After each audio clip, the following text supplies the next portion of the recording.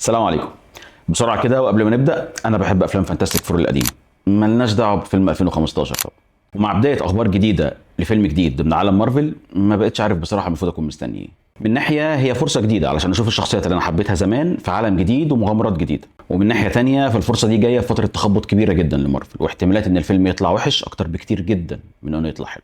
وللاسف كل خبر وكل صوره وكل اعلان للفيلم بعد كده ما كانش مريح ابدا بالنسبه لي، ومع الوقت بقيت متشائم اكتر لحد ما اتفرجت على الفيلم امبارح. Famous around the world, please welcome the Fantastic Four.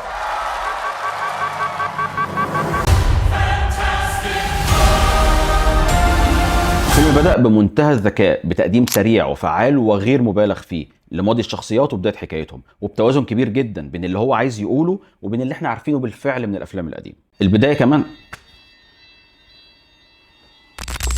كمان حطت قواعد للعالم اللي احنا فيه، وقدمت مبرر للغرابة اللي كانت قلقاني من الزمن اللي بتدور فيه الأحداث وشكل العالم وألوانه والصورة العامة للفيلم. مونتاج هايل وريتم عظيم ورؤية بصرية ممتازة، حطوني على أول الطريق علشان ما أحسش بنفسي غير وساعة كاملة بتخلص من غير ما أحس بالوقت تماما. احنا بنتكلم عن فيلم المارفل، فيلم سوبر هيروز، لكن دي ما كانتش ميزة الفيلم في رأيي. بالعكس، الفيلم يمكن ركز على علاقة الفريق ببعض أكتر حتى من قدرته.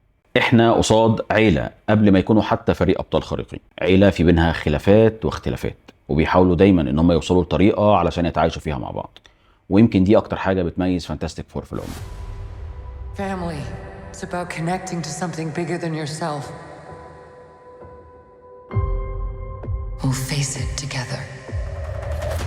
As a family. الفيلم ده كمان فرد مساحة كويسة جدا لعلاقتهم مع المجتمع اللي هم عايشين فيه، ورسم ده بشكل ممتاز، وخلانا نقطع الرحلة من حب الناس ليهم، وده كان مفهوم جدا لان هم كانوا شخصيات عامة وابطال قبل حتى ما يكتسبوا قدراتهم، لحد قلبتهم عليهم، وده كمان كان لأسباب منطقية جدا.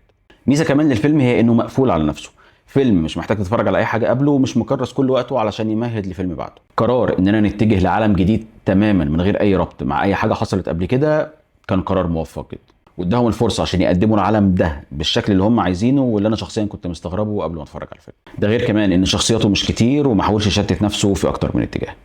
بمناسبه الشخصيات، وانا هنا هعمل غلطه وهقارن مع شخصيات الافلام القديمه، بس معلش مش عارف ما اعملش كده. هل الكاست الجديد افضل من القديم؟ إجابة السؤال ده مش ببساطة أيوة ولا، علشان أنا اشتريت جدا شخصيات ريد وسو في نسختهم الجديدة، وبالنسبة لي تفوقوا كمان على النسخ القديمة. فينيسا كيربي أبجريد كبير وقدمت نسخة ممتازة من سو. أما صاحبنا بقى اللي عنده رهاب اجتماعي بص، أنا متفهم والله حالة الزهق من وشه، بس هو في الحقيقة هو ضحية ظهوره الكتير ده اللي عمال على بطال، بس هو بجد ممثل كويس قوي، وفي الفيلم ده بالتحديد عمل مشهدين أظهر فيهم قدرات تمثيلية كبيرة جدا. جوني وبين بقى بصراحة أنا حبيت نسخهم القديمة أكتر. مش عايز أظلمهم قوي علشان واضح إن هم ما خدوش حقهم في الكتابة، والفيلم ركز بشكل كبير على ريد وسو، بس النتيجة النهائية إن شخصياتهم هنا كانت سطحية شوية، وكان ممكن أتفادى ده بمنتهى البساطة بمشهد أو اتنين، زي ما عملنا مثلا مع السيلفر سيرفر. شخصية ممتازة وبأقل عدد مشاهد ممكنة اتواصلنا معاها وفهمنا هي بتعمل اللي بتعمله ده ليه، والأهم فهمنا هتعمل اللي هتعمله بعد كده ليه. برغم من ان الشخصيه اتقدمت قبل كده في الافلام القديمه وكان عندها رهبه وهيبه كبيره جدا، الا ان قصتها وتقديمها في الفيلم ده افضل بمراحل. وعموما انا بحب جوليا جاردر، ممثله موهوبه وعندها اكتر من كده بكتير كمان. انا مش متابع ابدا للكوميك بوكس، لكن اللي فهمته من الناس ان جالاكتوس ده شخصيه مهمه وليه ماضي كبير جدا، وفهمت شويه ليه ممكن يكون الفيلم ده رد اعتبار ليه بعد تقديم الشخصيه في فيلم 2007. I herald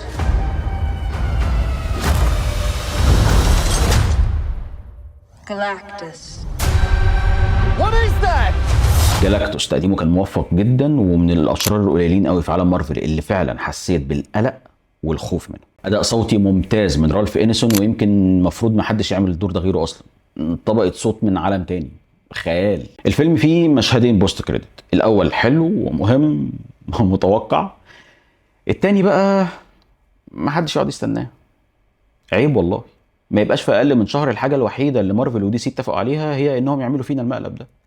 اتقوا الله، الناس بتقعد مستنيه. فيلم ممتع جدا، عمل ريفرش القصه وشخصيات حبيناها زمان، واضاف البصمه بتاعته وفكرنا احنا بنحب افلام السوبر هيروز ليه. جرعه الاكشن كانت ممكن تكون اكبر من كده شويه، والمؤثرات البصريه خصوصا بتاعت شخصيه سيلفر سيرفر وبين كان ممكن يطلع منها احسن من كده. مش قادر اتخطى بصراحه موضوع دقنه ده.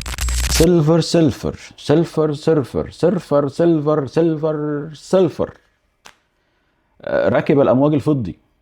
لكن كل دي ملاحظات بسيطه جدا وما اثرتش ابدا على استمتاعي بالفيلم بشكل عام. تقييمي للفيلم، اتفرجتوا على الفيلم؟ بتحبوا افلام فانتاستيك فور القديمه؟ عندكم رهاب اجتماعي؟ عرفوني في الكومنتات. وكالعاده لو عجبكم الفيديو،